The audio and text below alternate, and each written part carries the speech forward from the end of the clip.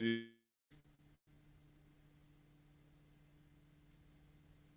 Hold there. on. I have to find. Why does everyone need to be named Cat? Um, Sunset's pretty. okay, here it is. Here's Jackie. Oh, that's Cat. Hey, Cat. Hi. Hi.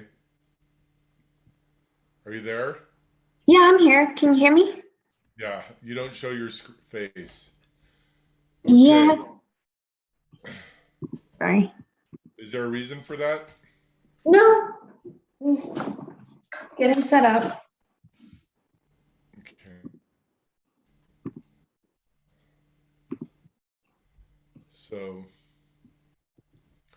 I don't think Sarah's going to show. Let me invite her anyhow. Um,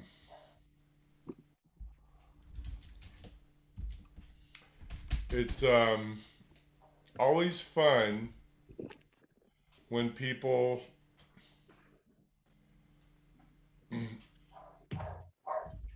have 50 different ways to finding them. Okay, so I am probably not going to be able to find Sarah.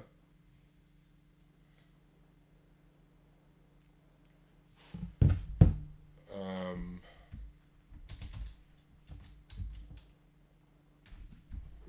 so I don't know why it shows up that way. Okay, copy, and then that, and then send. Okay, so we're going to probably jump right into this. Did you cut your hair? No, I'm coloring it so it's like slicked back. And it's blue. Yeah, I'm dyeing it blue and purple. Sorry, it's just like No, that's fine. So we have Mama Smurf, and Mama Kern on the line. Okay, so what I'm gonna do is so this is Kid Script. So I wrote this. I wrote this script many years ago. I mean, like over a decade ago. And so this is spiritual work. Now, again, this is all about getting to a higher state of awareness of consciousness. So it's really about getting in the moment. It shouldn't affect anyone's belief system because it's spiritual, it's not religious. And so there's a bunch of ways we can go through this, but I'm just going to go through the intro. And first of all, Kat, this is India. India, this is Kat. Hi, Kat. And both of you live in San Diego. Sarah lives out here in Arizona. And I really didn't promote this. So when we used to do this work, a little history on it. Hold on a second. It's really super dry out here.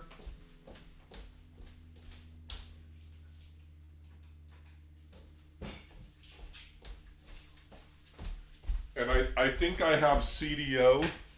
Do you know what CDO is? It's when you have to put things in alphabetical order. Anyhow, you don't like that joke? So anyhow, the thing is, it's really super dry, and I wash my hands about 20 times a day, and I always have um, since I got sober. So anyhow, this was through my spiritual teacher, and so we used to have like 30 to 40 people every week doing this work with Lee. And Lee passed away January 6th of this year. I received his spiritual library. It was literally 12 boxes of books. And then I moved to Arizona, and when I got out here, they made me throw all the books out. So we took them all to Goodwill. And the bedroom set. So everything I moved out here, I really didn't have to move out here. Plus I left thousands of dollars at home. But the point is that um, we're doing this spiritual work, And so I'm going to go over it and I'm going to be reading it. I want to be able to see you guys. So I'm going to put you over on this screen. And so I'm just going to read this script. But again, I know this stuff by heart because I did it. I was with my spiritual teacher every day, an hour a day for 7 years. I did a 1 hour meditation at his house 3 times a week for 7 years. And I've done 8 hour meditations with him where I sat silently for 8 hours, 4 hour meditations. And there was a time for about 5 years of my sobriety where every July I was required to do a 2 hour meditation every day for the whole month of July because that's the month I got sober. So this is all about getting quiet within your head and within your mind. Okay. So is everyone like relaxed right now and like comfortable or okay? And are you, Kat? Because I know you're in the middle of doing something. Um, what do you mean? Like, Are you relaxed? I mean, my head keeps spinning like a hamster wheel, but otherwise, yeah. Yeah. So it's supposed to be spinning like a hamster wheel because that's we have the false belief we're separated from God. And when we're in that false belief, then the heaviest burden we're ever going to carry is knowing how things should be. And when we're in that knowing, now where our head is like, okay, things should be like this, and then our head starts to spin. So the whole goal is to find the silence within ourselves, which is called the Holy Spirit. Other people call it other things. So I'm just going to go right into the script. So the goal of Scripting Kid is to achieve the ability to live in God consciousness at will. And so I don't want you guys to like trip out on the word God consciousness. Jesus said, "There's my kingdom," and he said, "There's this world." And when Jesus said, "I'm not of this world," right? And so he was saying, I'm not stuck in the human belief that I'm separate from God. And when Jesus said, "Behind me, Satan," there was not a little red man behind him with a tail and horns going, right? It was the false belief that we're separated from God. And Jesus was like, that doesn't even exist, right? So the Scripting Kid workshops are about growing spiritually. We use our relationships. So this is going to have to do with you interacting with other people. We were doing this remember, Kat, we were doing this in COVID, but we were all locked in our homes. So we couldn't interact with other people. So now is the time. So we use our relationships with ourselves and others as a catalyst and a yardstick for our spiritual development. This workshop is literally the spiritual foundation, which is essential for the work to come, which is after this we have a relationships workshop. So many of you have done a lot of work spiritually. However, there still seems to be a desire for peace and serenity, and you may be asking, is this all there is?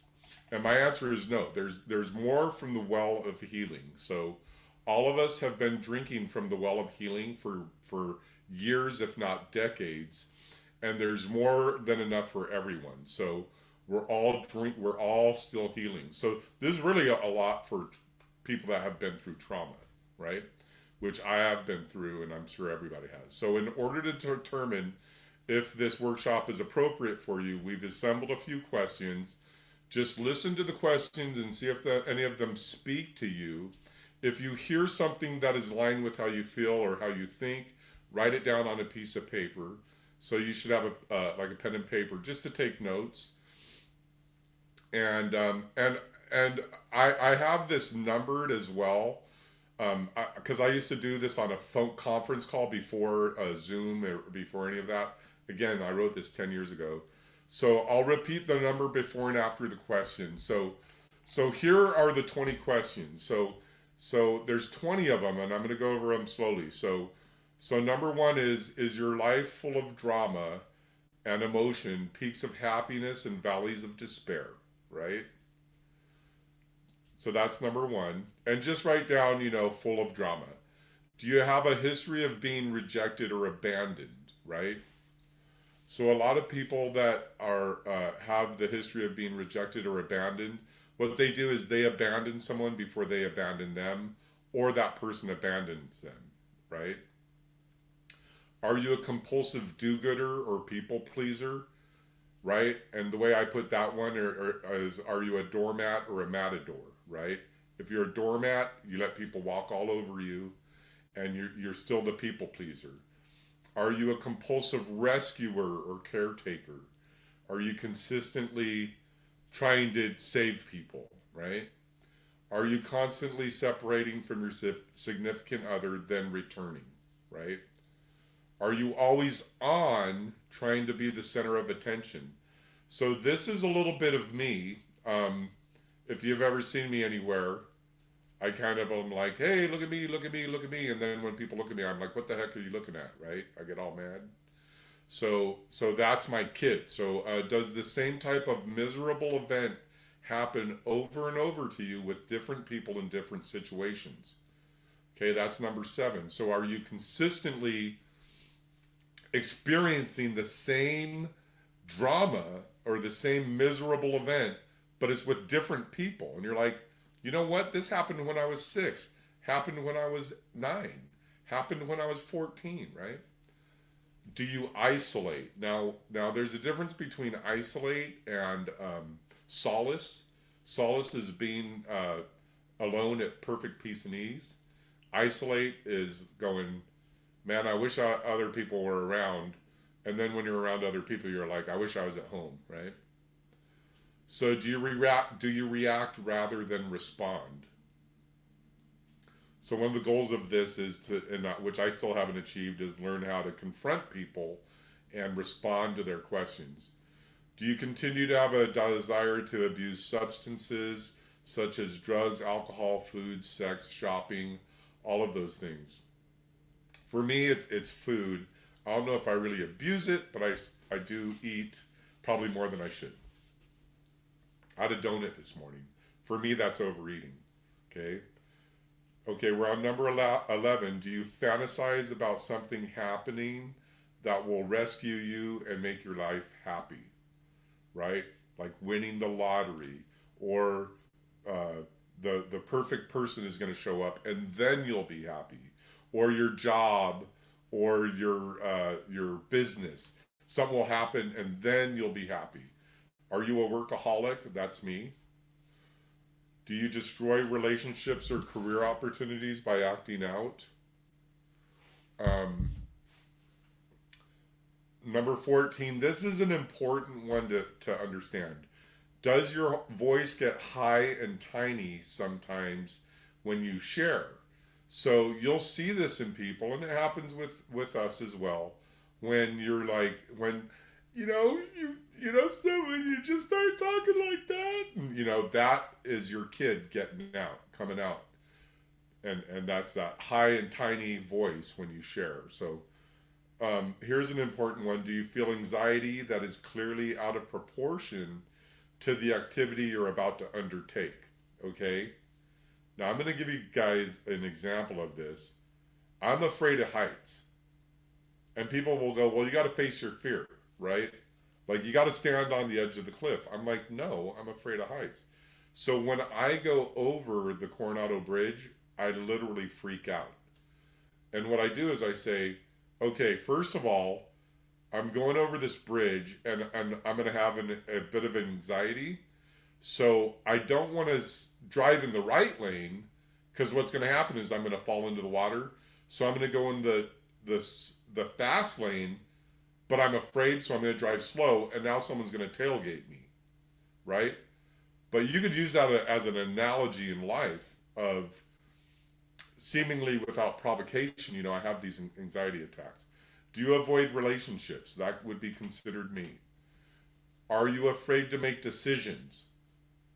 That's not me, but if you either are afraid to make decisions, or someone, like, where do you want to eat? I don't know. Well, just, how about if we eat here? I don't want to eat there. And then, you know how that one works. There's only 3 left. Do you have irrational fears with nothing in your past to explain them? Right? Do you act out of fear rather than love? And then the one that we all share. So you really can't use this one in this workshop, and that's you'll never feel good enough, right? Now you can share, I'm not good enough, But you can't say my script is I'm not good enough because everybody has that, right? That's not centered. So out of these 20 questions, they're basically a misery meter. So the more you wrote down, then maybe that means there's less harmony in your life than you really thirst for. So did you guys get one or two of them? Anybody? Um, Let me see. Give me a second. I just wrote them down because I thought we were supposed to be writing them down. I didn't know we were That's supposed okay. to. Um, I used to have irrational fears. I don't really have that now. Um, But did any of them speak to you? um, I'll go over some again. A compulsive do-gooder, a compulsive rescuer. I fall under caretaker, definitely. Right. But I don't think I'm a doormat. I've gotten so much better. I used to be a doormat. Yeah, but you still have that doormatish thing, right? My Yeah, sister, like my sister, all of her kids, she's like, well, I'll wash all the dishes and I'll make all the food. I'm like, you have four kids, make them make. Uh, no. one is coming by, and my sister's like, I got to make a bed. I gotta like literally, she had to make like a IKEA bed. I go, Mhm. your son's 19. He doesn't pay rent. He has a job. Uh, Have him make the bed. Oh no, I'll do it, right? And then the other ones. So as we go through this, you'll see more and more of them coming about, right? So um and there's nothing wrong if you answered to a lot of these, and there's nothing wrong if you think, well, none of them fit me. It simply means you're being honest with yourself and you're open to receiving the healing that can only be found within yourself. Okay, that's all we're doing here. And some people are in such denial. And we're gonna let's just go on because we're gonna go into some deep stuff. So if you answered a strong yes to any of these, then this may benefit you. Even one yes indicates that your life could flow more smoothly, which I certainly need. So by the end of this year, we are going to like literally there's going to be a big shift in my life, and when you guys see that, it'll shift you as well. So in this workshop, we'll explain the dynamics that lead to all the yeses and provide steps that empower us to replace them with nos. So this is the work that literally set me free. I have over 20 years of no depression, and I'm talking clinical depression, and that's medication free. And I used to cycle every 3 months. Every 90 days I went into clinical depression. I couldn't get out of bed, right? And I used to pour alcohol on top of that, and then when they took the alcohol away, all I had was clinical depression. So this is the work literally that set me free. um, we would like for it to set you free or have you become more free. So basically, so you can be with the people you love and just have a more peaceful life. Okay, so now we're going to take a look at the script. So in these workshops, we use the term script to refer to the stories we tell ourselves about the underlying false beliefs we have about ourselves in this world. So remember, Jesus said, "I'm not of this world." He said, "In my kingdom, I am not of this world." So these are the false beliefs we have about ourselves in this world. These beliefs are the driving forces behind all the miserable events in our lives. Literally, every intolerable scene we have been involved with was caused by our own fear. Now, I know that's going to be hard to grasp for some people, but we're going to be looking at some axioms, and hopefully you'll be able to see the context of that statement. So our scripts will not stand up to rational examination because the rational mind is not involved. Part of us wish, part of us which we are not often aware of, which we may be even repressed, believes them and are deathly afraid that they will happen. So I'll tell you, my script is I'll never be accepted, right? So I'm always going out there trying to do things to get people to accept me, and it's a contrary behavior, and I'll go into that later. So again, make sure you want to take notes here as I speak about these scripts, because these are going to be the keystone to entering the arch which we pass to freedom, right? So write down the ones that speak to you. So don't write down all of these. Just write down the ones that you relate with, or to the feeling. And for simplification purposes, I have them in ABC order. So there's only A through H. All right. So here are some examples of scripts. So the first one is I'll never be accepted. The second one is I will always be betrayed by those I trust. The third one is I will never get it right. The fourth one is I will always be abandoned by those I love. The fifth one is I will always be ignored and treated with indifference. The sixth one is I will always be thrown away when they find out who I am. And it's literally I will always be thrown away when they find out who I think I am. The seventh one I think is I will always be ridiculed. And of course, the one that we all share is I will never be good enough. Okay? So do any of those speak to you guys? Cat.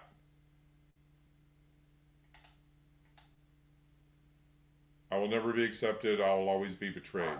I'll never get it right. So definitely I'll always be thrown away by those I love when they find out who I am. Yeah, who I think I am. Right.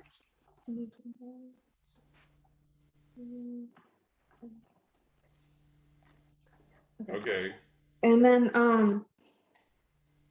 I'll always be betrayed by those I trust. Yeah. And I'll always be abandoned by those I trust. Yeah. So one of them is a core one. But they're all different. They're all different. There's a difference between being thrown away and being betrayed and being abandoned, right? Okay. And what about you, India? Did any of them speak to you?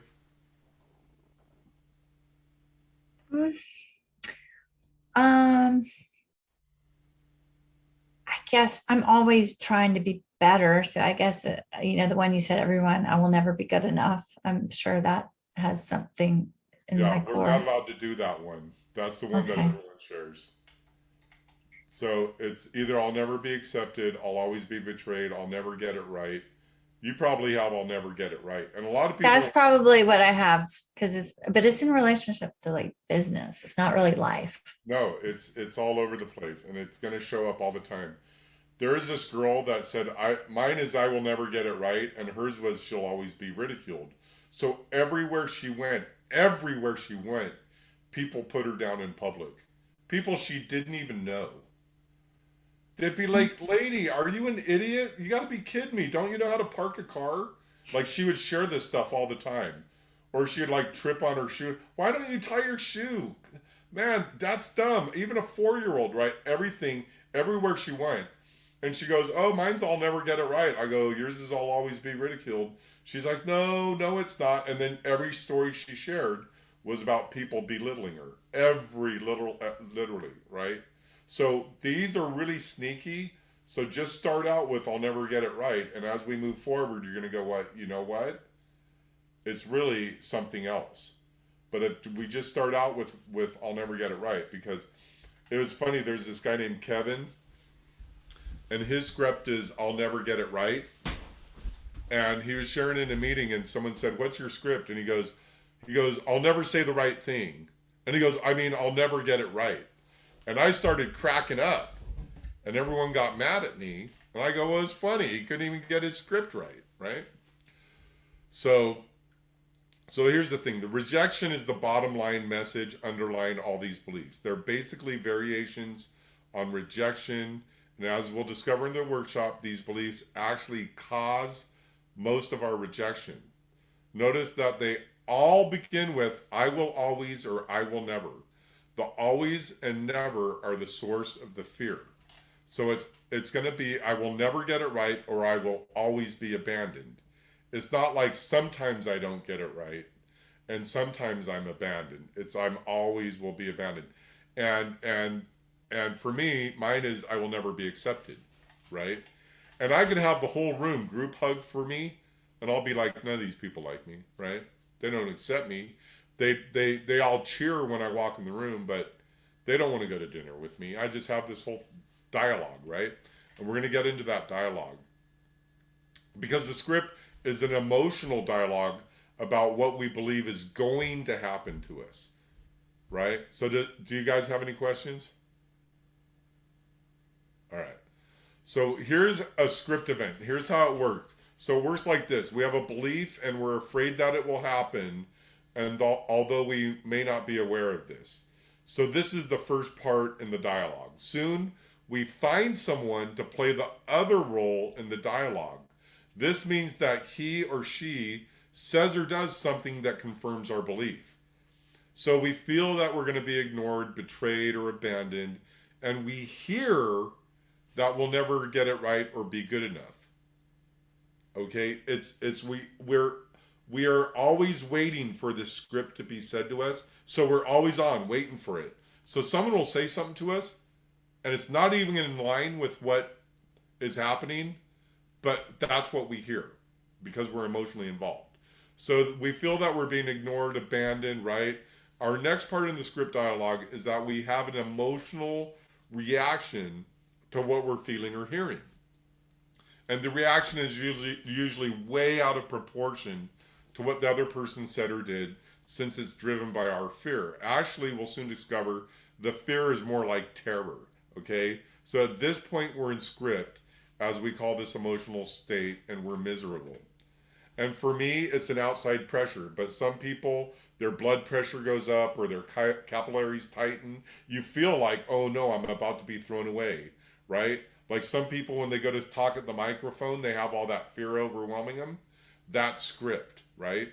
Or if you have to approach something and you're like, ugh, and you just go into this complete, runaway thing, that's you're reading your own script. So it's worth noting here that the other player in our script may actually have not intended anything or done anything to us. Our fear may have been muddled, our perception so totally so whacked out that we interpreted a complete benign act as a confirmation of our fears. And I'm going to give you a scenario about that. And so the script event continues, and our script readers usually have scripts of their own, and our emotional reaction to our script being read or triggered, I hate that word triggered, but I got to use it, it triggers their script, in which case they will have an emotional reaction, and of course we'll interpret that emotional reaction as our script being read again, and we react once more, right? So we usually we have a script, right, which is our story, and then we have a script reader. And this is who reads our script. We usually marry them, we give birth to them, or they're like a boss, right? Or they gave birth to us, okay? It's going to work like that. It's going to be the closest people to you are going to be your script readers. And the more we get into this, the more you're going to be like, oh my gosh, and you can't say anything. When your children or your spouse or your best friends are reading your script, you can't go, oh my God, to read my script, right? Because they won't know what you're talking about. So we sometimes refer to our script readers as needles, right? Because they needle us. So you're going to want to write that down. Script reader, make sure you write down needles so you understand that, because we're going to be talking about them a lot in the workshop. And we refer to them as needles since they seem to needle us into the emotional reaction. They're the ones that push our buttons, right? And they know exactly the right time to do it, right? And they know exactly where the button is and how to push it. And sometimes we try not to, and we try not to push their buttons, and the button still gets pushed, right? So we often seem paired with our needles, right? We tend to marry them, be born to give birth to our needles. Bosses or other positions of authority may also serve as our needles. So I'm going to give you an example of a script. Here's an example of a lady, and her script is, I will always be ignored and treated with indifference. And she's married to a man whose script is, I will always be controlled. So hers is, I'll always be ignored or treated with indifference. And his is, I'll always be controlled. So at some point, since she's always on the lookout for her fear to be realized, he will appear to her to be ignoring her. You know, he might just be tired, and it might absolutely have nothing to do with her at all, but he's her needle. So her emotional reaction to her perception of being ignored will probably cause her to try to get him to pay attention to her, right? Since he's on the lookout for his script being read, which is I'll always be controlled, he will interpret her attempt of her trying to pay attention to him as a way of controlling him. So now she's his needle reading his script. His emotional reaction might be to withdraw and to avoid being controlled, right? So this, of course, will appear to her as being treated with indifference. So she'll redouble her efforts to get him to appreciate her, causing him to withdraw further, and they wind up screaming at each other. So I'll give you an example. When I broke up with my girlfriend, this is like 10 years ago, she was like, okay, well, I'll just clean the whole house. And she actually made a list of everything she did around the house, like trying to build value in our relationship. And I was done. I'm like, you know, I was done with the relationship, but we were both, and it's called a karmic dance. So you guys want to write that down. So we call this mutually reinforcing script sequence the karmic dance, right? And that's going to be a big part of the workshop, because you're going to come back with people that you're in a relationship with, whether it's your child or boss or client. Catherine, you know, Catherine is in a big karmic dance with all her clients right now. She's trying to get them to give her information, and they're not giving it to her, and they're both mad at each other, right? I shouldn't have said that, but I'm just saying the karmic dance. I'm not saying anything about her business, right? Because we all go through this with clients. And if you think about it, India, in your group, in your small groups, all you saw was script, karmic dance, and needles, right? Because someone would go, well, I'm going to dominate this meeting and everyone's going to value me. And other people were going, why don't you shut up, lady, right? And their whole thing was they will always be controlled. And then you go, hey, can you not tell Sally to shut up? Well, you don't try to control me. So everything, when you're doing group coaching, is you're really trying to manage everybody's script and karmic dances, right? Does that make sense? So before I can explain the underlying causes of the script, we're going to introduce the spiritual axioms. So the second axiom is the one that we're going to work on the most in all of this.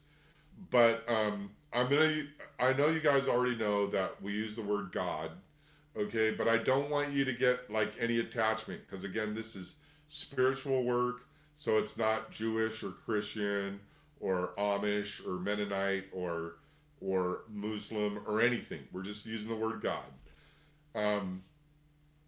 And some people have a negative connotation with that, but I'm sure we're going to be all right. Okay. Other things that my spiritual teacher would use would be infinite and visible, because nobody knows what infinite is and nobody knows what invisible is, right? You can't really explain those two words. So, and those words are too long, so we're just going to use the word God, okay? So the spiritual axioms, so an axiom is defined as a self-evident truth that is accepted as a rule, principle, or law without proof, right? Like gravity. So we don't ask you to accept these axioms, and we'll never ask you to accept any of the spiritual truths that we talk about in this workshop. I simply ask you to keep an open mind and try to understand what we're saying, or what the axiom is saying. And I'm confident that your own experience as you do the workshop will prove these to you, okay? So the first one is God is consciousness expressing itself as our individual consciousness. So if you just think of it this way, that we all have the spirit within us, and we're all individually, we're all an expression of God.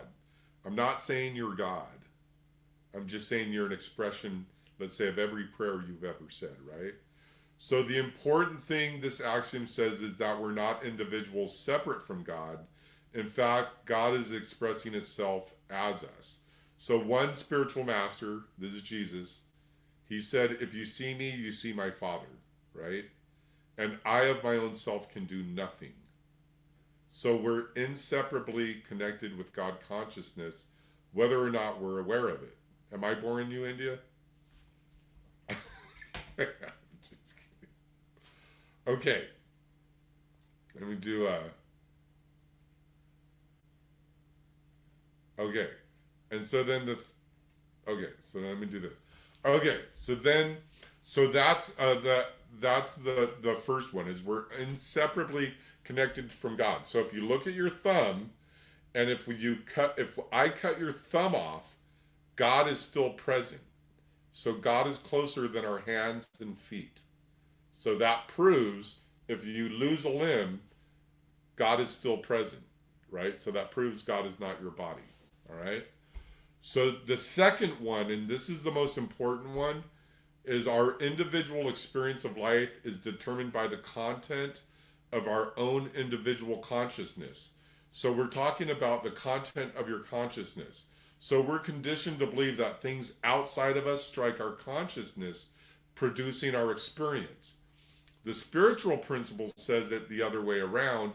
It's the content of our consciousness. It's our beliefs that produce our experience of things outside of us. So it's not seeing is believing. It's really believing is seeing.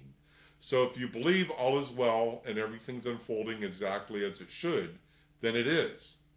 This is why if you go to church or to meetings or to a large group, someone's going to be having a bad experience while someone else is having a good experience. But when we're centered with God, it's always a good experience, all right? So for example, if we're looking forward to a time in the future when everything is going to be all right, we believe that things are not all right now. And that is our experience, right? And I literally do this in meetings. I go floor ceiling. That gets me in the moment. I'm just like, you guys can do it right now. Floor ceiling, boom. Now you're present, right? I do that all the time. Now, this axiom says that it will continue to be our experience for as long as we continue to think that things are not all right now. The time we're looking forward to will never come. And some people spend literally their entire lives waiting throughout an endless series of events that they hope will make everything all right. Right? You meet the right person, you get the right job, you get the right house. I still go through this, you know. Like I want a big, huge mansion, but I know if I got a big, huge mansion, I'd be like, I don't want this big, huge mansion. It's too big. I was raised in a big house, and they take forever to clean. It sucks. All right? Even if you have people cleaning them, you still got to do some cleaning. Anyhow, another way of saying this is nothing can happen to me that is not a reflection of my own beliefs and conditioning. So this is, I know there's a lot of trauma for a lot of us, but we got to realize that there's nothing can happen to me that is not a reflection of my own beliefs and conditioning. So we need to today start taking responsibility for what is occurring in our lives. Now, bad stuff happens, but we're just talking about, I actually did this work while getting a root canal. And I was at total peace and ease. And this dentist literally had to put his knee on my chest and go, like, and scrape. I was like, what the heck, dude? But it wasn't bothering me. All right, so another way of saying this is nothing can happen to me that is, okay. So I'm going to repeat that. Nothing can happen to me that is not a reflection of my own beliefs and conditioning. So what is happening is I'm out picturing the content of my consciousness. So this principle will come up over and over again during our work. So you don't have to accept it right now. Just let it in, right? This will help us begin to realize the extent of which we are causing our own experiences. The third one is the only God there is in our individual human experience is the amount of God consciousness we are aware of individually. So there is an equal infinite amount of God available to everyone always. So there's a saying, the rain falls equally on the just and the unjust. Yet some people's lives are filled with joy while others are miserable, right? And as the more we do this work, the more joy we experience in life because we're getting to a higher state of awareness of consciousness.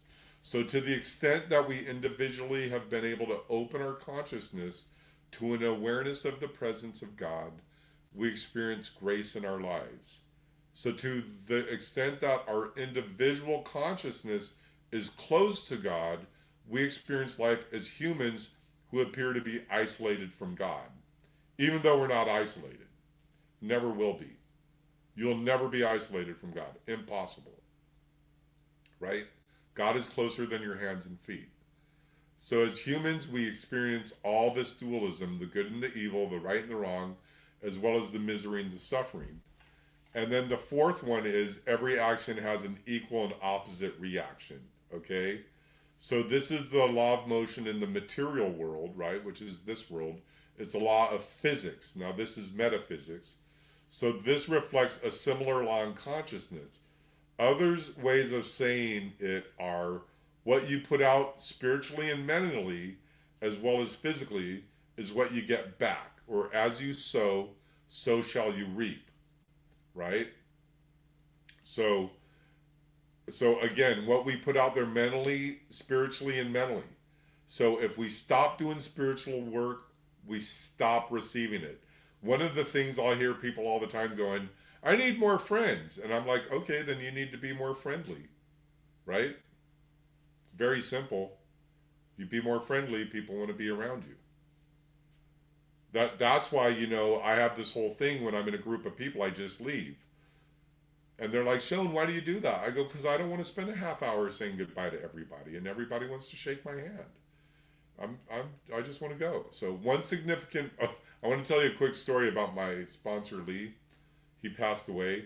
We used to have these spiritual retreats where you'd go up to the mountains for 3 days, and they're called silent retreats. So you go up there and you don't speak for 3 days.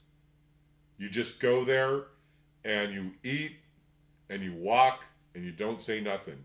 A lot of people have a hard time doing this, right? But Lee had it down pat. Well, what happened, he came back to me. I go, hey, Lee, how was your silent retreat? He goes, well, it wasn't really fun, right? Now, this is the guy teaching that we outpicture the content of our consciousness. I go, well, what happened? He goes, well, everywhere I went, people wanted to hug me. So, like, he couldn't walk 10 feet without people wanting to hug him all the time. Because that's who he was. He was a guy who just attracted a lot of love. And he said, Sean, I had to go hiking by myself all 3 days. Right? He was overloved, poor guy. Anyhow, so another way of looking at this is we fight what we fight, we give energy to, right? So this is why Jesus said, put up our swords and forgive 70 times 7. Okay? Now, a lot of people think, oh, I got to multiply the number 7 times 70, and that's how much I forgive someone. The number 7 in the Bible is the number of completion. So on the 7th day, God rested. It was complete, right? So Jesus wasn't saying you forgive whatever 70 times 7 is. He was saying you forgive and then until there's nothing to forgive, till you are complete, right? Like you are complete and you would love and adore, and there's no forgiveness needed because there's no forgiveness wanted, right? I don't know if I said that right, but you get what I'm saying, right? You're just complete. That's what Jesus said. You forgive until it's done, until it's complete. So again, so Jesus was not saying forgive your enemy. He was saying forgive your enemy, right? Okay, so does anyone have any questions on those? We're almost done here, by the way. Because we're going to get into the work. That's if you guys want to do this work. So let's look at the script again, viewing the light of the second axiom, right? So we're going to look at the man and the wife, right? So the wife believes that will always be ignored or treated with indifference. Because she believes it, it becomes her experience, right? So since her experience must reflect the content of her consciousness, which is she will always be ignored or treated with indifference, many of the people in her life will just appear to be consistent with her script. She will actually attract the people who will read her script and make it come true. Okay? And remember, these people are usually the people you marry, you give birth to them, they gave birth to you, or they're in some type of authority position, right? Or it could just be someone at the grocery store. So her husband is the one of the people she attracted. And even if he doesn't think he's ignoring her or treating her with indifference, she will interpret his behavior that way because that is what she's looking for. She's expecting it. She's fearing it. He's going to ignore her, right? So this interpretation of his benign behavior, right, as her script being read, is an example of what we call reading our own script. So you can see how that happens. If a person comes into a room full of people and says something crude, everyone in the room will have a different reaction. Some will laugh, some will cringe, and the ones with scripts which say something like, I will always be disrespected, will get their script read. Boy, that was really disrespectful. And you did that specifically to me. I'm going to tell you, I was leading a meeting about 25 years ago, right? And I said, let's all say our names and what we had for breakfast. And this guy got all pissed and he goes, Sean, you just said that to piss me off. I'm like, dude, I said that in a room full of 40 people. Had nothing to do with you, but he took it personally. Okay, so we're going to go back to the script scenario. So his script is that he'll always be controlled. So the second axiom says that his life must express that belief. So he will attract people who will appear to be trying to control him, including his wife, and all she has is benign behavior. It's just loving and kind and patient behavior, and he'll interpret lots of her benign behaviors as attempts to control him, right? Hi, honey, you want a sandwich? Ah, I wanted pizza. You're like, whoa, man. What is your trip? I'm not trying to make you eat a sandwich, right? So it's just really, it's in your face. Just going over this 1 hour, you guys are going to spend the rest of the week going, whoa, my script, right? So this is what he believes and fears being manifested. So of course he thinks her attempt to get some recognition from him is an attempt to control him, when it's not. It's just like, hey, honey, you like this outfit? Come here. Can you help me? Like, I don't know. When I was younger, like girls would always go, hey, you know, they would dress like in 50 different outfits. And I'm like, I just want to go to the party, right? So he withdraws to prevent being controlled, and she reads his withdrawal as another script read, and her reaction to that is another script read for him. So it's literally the karmic dance. One of the kind of inappropriate ways for me to share this is the guys watching the Super Bowl. It's the 2-minute warning, right? They are in overtime, 2-minute warning, 2 minutes left of the game, and the woman comes up, turns off the TV and says, you never listened to me. And he's like, I'm trying to watch the game, right?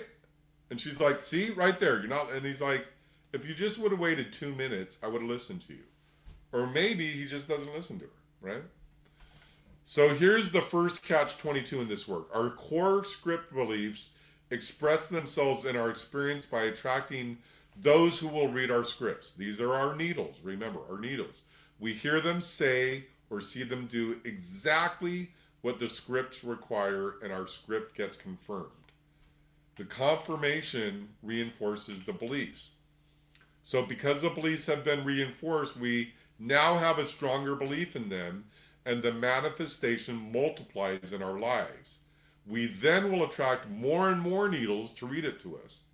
Next, we read our script to ourselves even more vigorously, telling ourselves that others are reading our scripts regardless of their actual intent. And there's really no way out of this as long as we're unaware of it. So the first thing you need to do is you need to get aware of one of those scripts. I'll always be abandoned. I'll never get it right. I'll never be accepted. I'll always be thrown away once they figure out who I think I am, right? So our lives will continue to be controlled by our scripts until we can see that we are causing them, that we have a belief which is responsible for the script events. Without this recognition, we can't free ourselves from the script because we continue to believe it, right? So there's some people that are so wounded that they're like, I can't even figure out my script, and they're addicted to it, right? Especially people in drama all the time.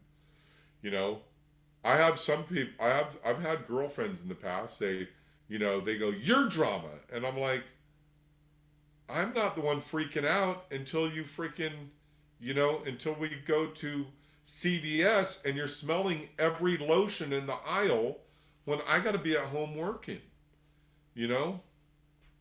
Not that that ever happened, but it did happen. So another way of saying the second axiom, which is we outpicture our content of our consciousness, is that there cannot be change in our experience without a change in our consciousness. Therefore, in other words, if nothing changes, nothing changes.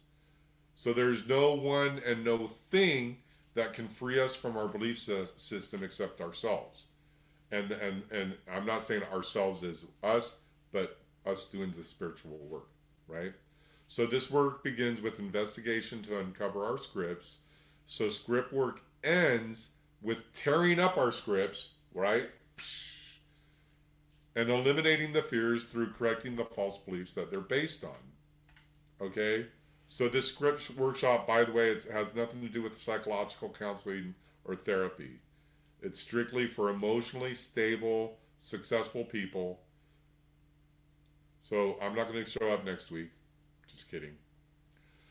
So it's strictly literally for emotionally stable and successful people who want to grow spiritually. And what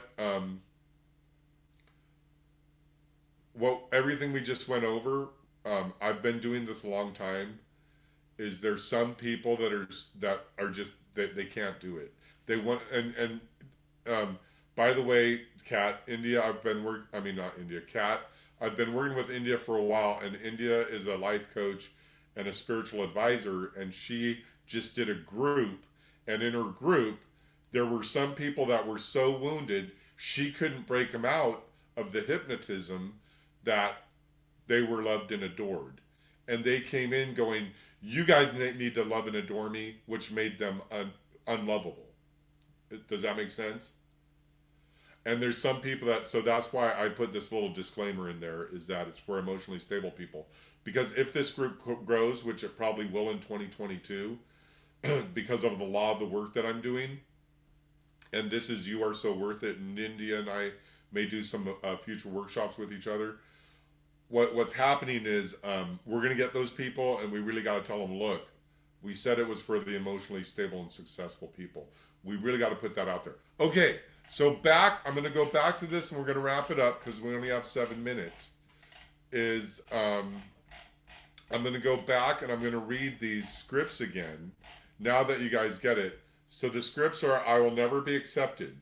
So I'm going to tell you, I will never be accepted. I'm pretty sure both of you have that too. You don't know it. But whoever kind of follows me a little bit, what they see is, they see that, Shone, you have that script, I'll never be accepted, but you seem to be handling it. So everyone I sponsor, I already know they have the I'll never be accepted script. I already know that. They're going, you have it, but people accept you and your behaviors. But I'll tell you what I used to do. I memorized the big book of Alcoholics Anonymous. And I used to go, hey, on page 62 it says this, and everybody should agree with me. And people would go, dude, shut up, right? But now I don't do that. Now people accept me, and I've done a lot of work to get to that point. I will always be betrayed by those I trust. That person hangs out with people that are not trustworthy. And they see it. I'll give you a good example. You know the girl that dates a guy and that has the girl that dates a guy and the guy has a girlfriend, right? And then she's like, well, I'm going to steal this guy from this girl, right? And then she gets him, And then he starts cheating on her, and she's like, hey, how are you betraying me? I trusted you. It's like, yeah, so did the last girl. It's nothing new. It's like right in your face. The one is, I will never get it right. This one is a hard one, but the people that have that I will never get it right, they'll see that they're constantly doing stuff, and it's just wrong. You'll see it. If you don't have that one, you'll see. And there's nothing wrong with having it. The one with I will always be abandoned by those I love. It's I'll abandon someone before they abandon me, or they'll abandon me. Right?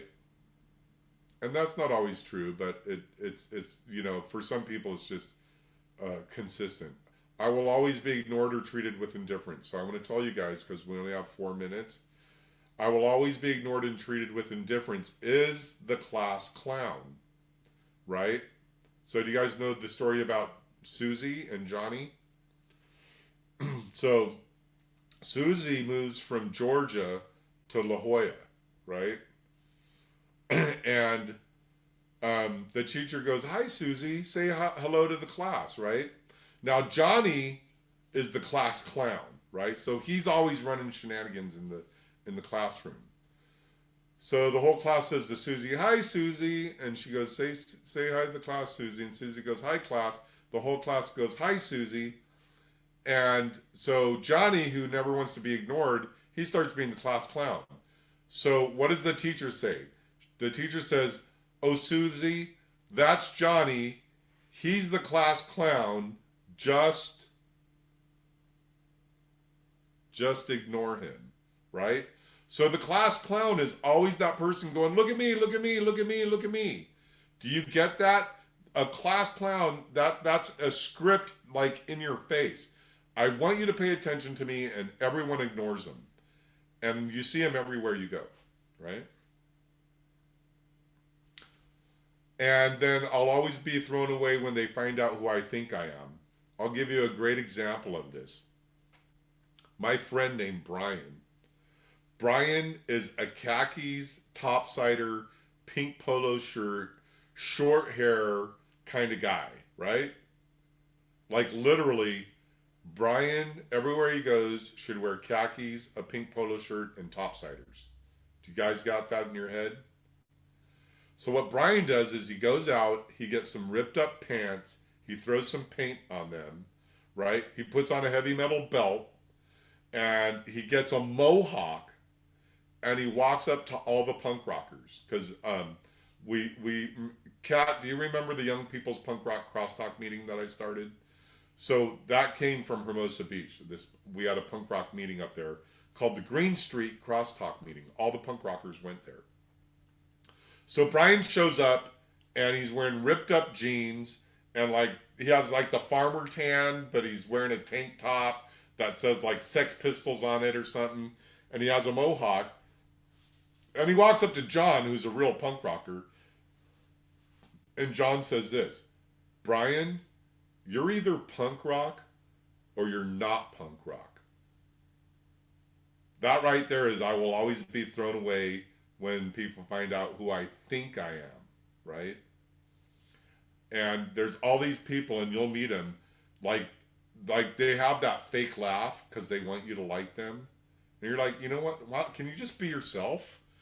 Just be yourself. If you're to be yourself, I wouldn't ask you to leave, but you always come here acting like someone that I know that isn't you, right? So there's another one. I will always be thrown away when they find out who I think I am. And then the one is I'll always be ridiculed.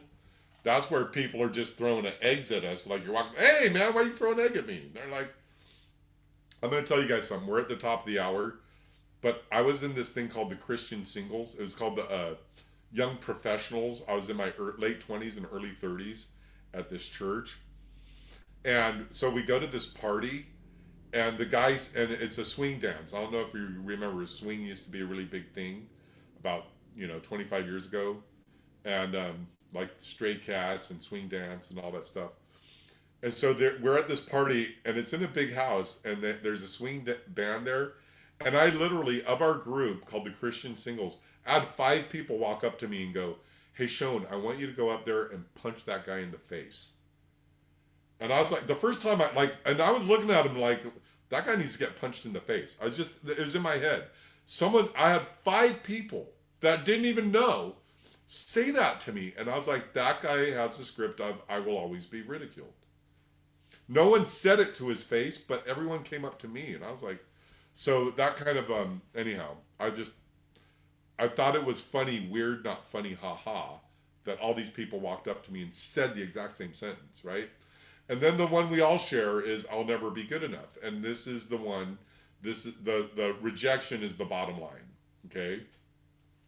So our assignment until next Wednesday at 6:00 is, and this is recorded, so I can upload this recording if you want someone to watch this. Our script is just to see our script, like whatever our script is, go, you know what? There they are ignoring me. There they are treating me with indifference. There I am being ridiculed. I'm at Walmart. I didn't even do anything except get the manager. Someone's videotaping me, calling me a Karen. I didn't do anything, right? Karens have the big I'll always be ridiculed thing because people live stream it on Facebook, right? So I'm just saying, these scripts are out there. They're real. We have them. We're going to have them, but our goal is to acknowledge them and then tear up the script so we could be more centered and enhance our relationships. So are you guys comfortable with this work?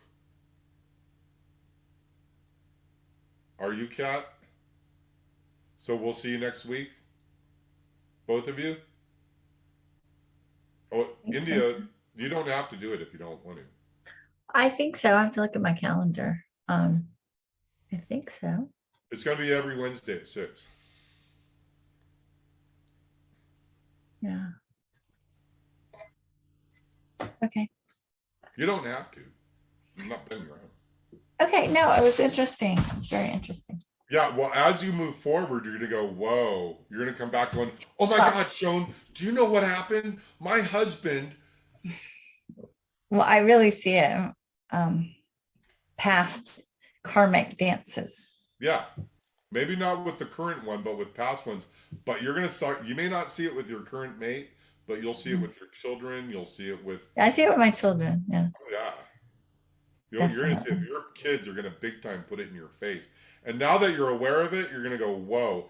And sometimes they'll even use the exact words. Let's say I'll never get it right.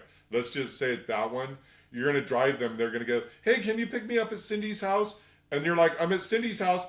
Not Cindy, Cindy, the other Cindy, Mom. You can never get it right. And you'll be like, whoa. They will literally use these exact words. There was one girl one time that she put like in the AA, we have a thing called, we don't put unauthorized AA literature up there. And she put up Codependent No More with the AA books, and I took it away, and I was walking away with it. And she goes, hey, you can't take that book. And I go, hey, it's not AA approved. First, I asked her to get rid of it. She wouldn't. I say, you can't put that up there. So I grabbed it, and I started walking it to like the front room. She goes, you can't take that book. I go, why? You put it up there for people to take, and it doesn't belong up there. And she goes, you need to respect me and be. And right after I said it, because she was in these classes with me, guess what I said? I will never respect you. And I was like, oh, that's her script. But I'd already said it. Okay? So you are going to start seeing this everywhere in the next 7 days. And next week, you're going to come back and go, oh my God, I had a script read. And then you're going to want to share it. All right? So that's all our work is for this week, is to be aware of your script and just be aware when it's occurring and not have a meltdown as it's occurring. But if you do have a meltdown, it's okay. All right? Do you guys have any questions? Okay. All right. You all right, Kat? Yeah, I just have a question because I know you said you were doing the recording thing. So how is that working? Because I thought this was AA, but I'm guessing it's different than. Well, no, this isn't AA. This is spiritual work. Okay.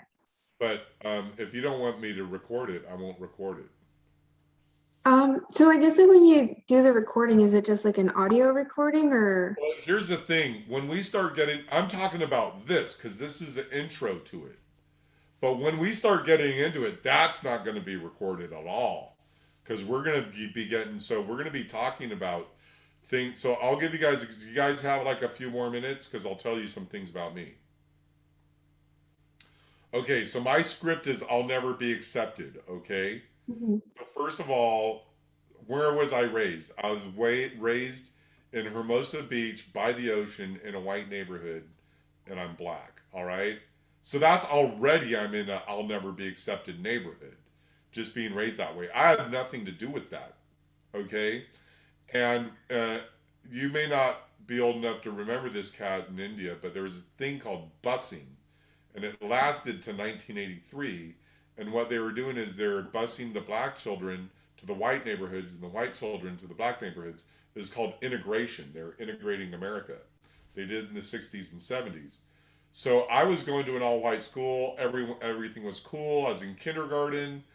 Um, I carried the American flag at the parade. I was at the front of the parade carrying the American flag. I was so proud.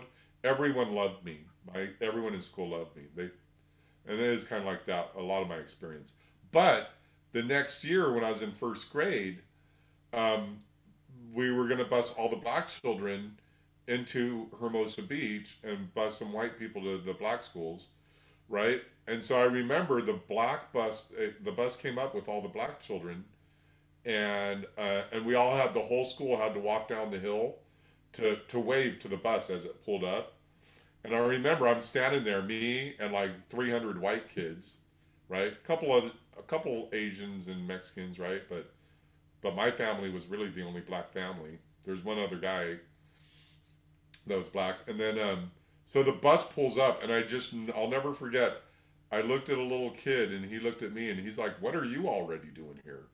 And I looked at him like, "I don't know," and that's just what my perception was.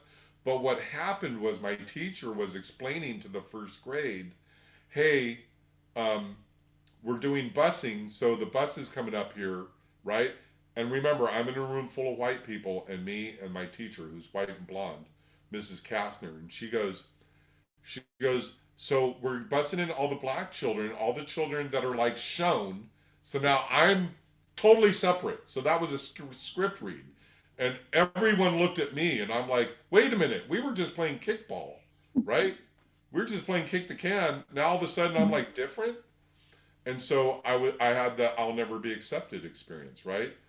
I had another, and I'm telling you these experiences, and I'll tell you one or two more. Another one was I had to go to youth camp up in the mountains, and it was all boys school, but there was 8 girls there, and there was a black girl and me, and everyone else was white in the whole school. Well, she was ghetto black, and I'm not. I'm culturally black. I'm culturally white. So at the end, we all got awards. And so my award, it was a little paper plate with a ribbon on it. And she wrote, "Wanna be a white boy award." And I didn't know what they said. They go, "Okay, shown," because everyone got an award. And I had to walk in front of the whole school of 100 kids and pick up my little award. And they said, "And shown with the Wanna Be a White Boy award." And everyone's laughing. And I'm walking back because I didn't know what they said when I walked up there. But then I had to do the walk of shame back while everyone laughed. And I had this, and again, I'll never be accepted, right? So the point that I'm making with this is, and I'm not saying multiple past lives exist, but I just want you to consider that this script is so ingrained in you that when you were like in caveman days, and say like your script is "I'll never be heard," and so there's a saber-toothed tiger going to come eat everyone in the village, and you ran in the village going, "Hey, there's a saber-toothed tiger, and it's coming to the village. It's gonna eat everybody."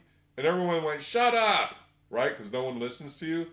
Then the saber-toothed tiger comes in, eats everybody in the village and you. So you die. So then you come back in the next life, and you're like, "Hey, the redcoats are coming. The redcoats are coming," and they're like, "Shut up," right? No one's listening to you. And then all this. So all these lives. So then now you're in this life, and you still have the script. But trust me, it is ingrained in you deeper than you think. Okay? And and with that I'll never be heard thing, because my mom had that. Literally, I would have to say at family reunions, everybody shut up. My mom's trying to talk, because I did a lot of this work, right? And there was this one lady in our class. I'll never forget this.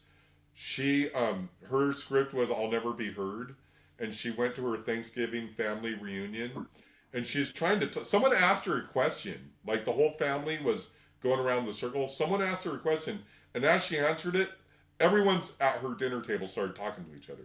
They just started ignoring her, and her whole thing was, "I'll never be I'll never be heard," right? So you know what she did? She stood up on her chair during the Thanksgiving dinner and yelled at everyone in the family and goes, "You people never listen to me."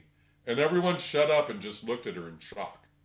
And it was a script event. And she goes, "That was so in my face that my script was 'I'll never be heard,' that she even yelled it out and berated her whole family at the Thanksgiving dinner in order for her to go, 'Okay, I got that.'" Do you see? So it's going to get bigger and bigger, but it's ingrained in you.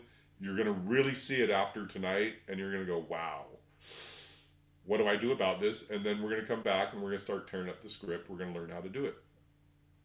Okay? All right, you guys. Well, thanks for showing up. I talked a lot, so I'm going to get a glass of water. Bye. Okay, bye bye.